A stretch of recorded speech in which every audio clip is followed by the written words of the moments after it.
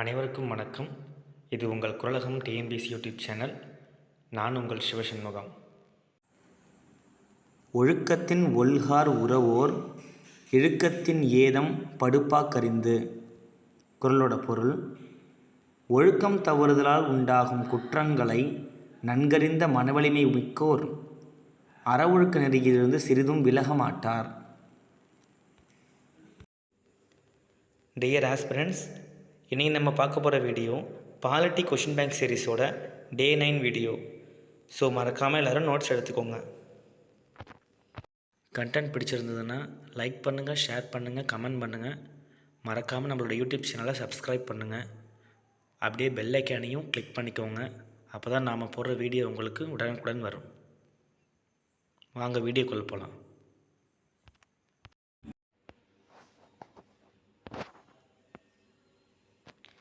மக்களாட்சி என்ற சொல்லை முதலில் பயன்படுத்தியவர் யார்? ஹெரடோட்டஸ். இவரை வரலாற்றின் தந்தை அப்படின்னு சொல்லுவாங்க. த நெக்ஸ்ட் கொஷின்: இந்தியாவின் முதல் மாநகராட்சி சென்னை, 1688. த நெக்ஸ்ட் கொஷின்: பஞ்சாயத்து ராஜ் முறையின் மகாசாசனம் என அழைக்கப்படுவது யாருடைய அறிக்கை? பல்வந்த்ராய் மேத்தா குழு அறிக்கை. த நெக்ஸ்ட் கொஷின்: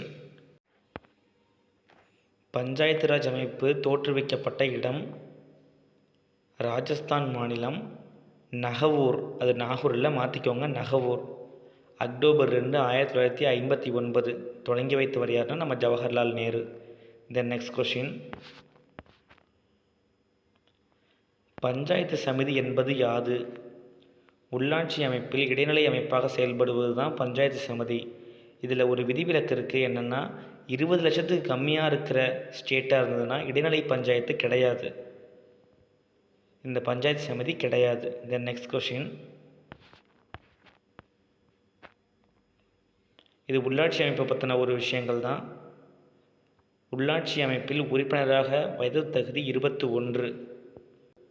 பஞ்சாயத்து ராஜில் பட்டியல் பழங்குடியினர் இடஒதுக்கீடு பற்றிய ஆர்டிக்கல் 243D.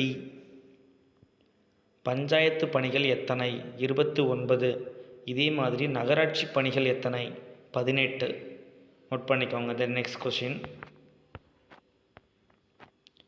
மாவட்ட கிராம மேம்பாட்டு முகமையின் தலைவர் யார்? மாவட்ட ஆட்சியர்.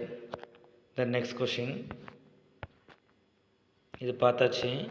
தென் நெக்ஸ்ட் கொஷின் பார்க்கலாம். மாநகராட்சியின் அரசியல் தலைவர் மற்றும் மாநகராட்சியின் முதல் குடிமகன் என்று அழைக்கப்படுபவர் மேயர் அவர்கள். மாநகராட்சி ஆணையரை பணியில் அமர்த்துவது மாநில அரசு. தென் நெக்ஸ்ட் கொஷின்: மாநில திட்டக்குழுவின் தலைவர் யார்? முதலமைச்சர். தென் நெக்ஸ்ட் கொஷின்: டிஎன்பிஎஸ்சியின் தலைவர் மற்றும் உறுப்பினர்களை பணியிடை நீக்கம் செய்ய அதிகாரம் உள்ளவர் யார்? ஆளுநர். பட் பதவி நீக்கம் பண்ண குடியரசுத் தலைவருக்கு மட்டும்தான் அதிகாரம் இருக்குது. நியமிக்கவும் ஆளுநருக்கு அதிகாரம் இருக்குது, பணியிடை நீக்கம் செய்யலாம். ஆனால் அவரை பதவி நீக்கம் பண்ணுறது குடியரசுத் தலைவர் மட்டும்தான் முடியும். தென் நெக்ஸ்ட் கொஷின்: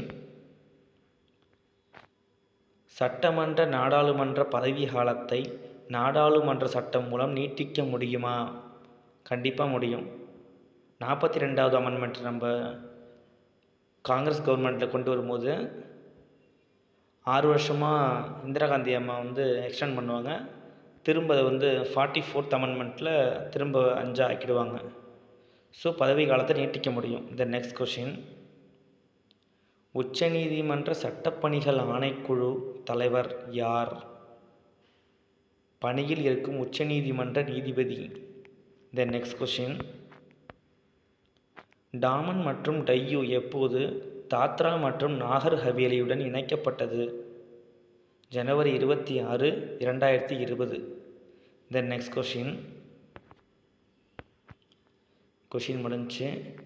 நான் ஆல்ரெடி சொல்லியிருப்பேன், பாலிட்டிங்கிறது டிஸ்கஸ் பண்ண தான் நல்லாயிருக்கும். ஸோ ஃப்ரெண்ட்ஸுக்கிட்ட கொஷின் கேட்டு பழகிக்கோங்க. நல்லா ஸ்கோர் பண்ணுற சப்ஜெக்ட் இது. தெளிவாக படிங்க. தேங்க்யூ.